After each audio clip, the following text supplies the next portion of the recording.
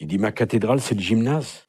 Moi, je lui dis, peut-être que je pourrais venir à votre messe. Ah, il me dit non, parce que mes paroissiens viennent pas toujours pour des bonnes raisons. Et pour des raisons de sécurité, j'aurais pas pu être au milieu de 50 ou de 60 détenus. Et il sort un petit flacon en verre. Il dit, voulez-vous communier? Il y avait 2 hosties, une pour lui, une pour moi. Je dis oui. Ça a été la messe la plus courte à laquelle il m'était donné d'assister.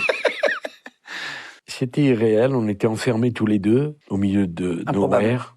Improbable. Mais c'était un moment de paix, de sérénité, de profondeur.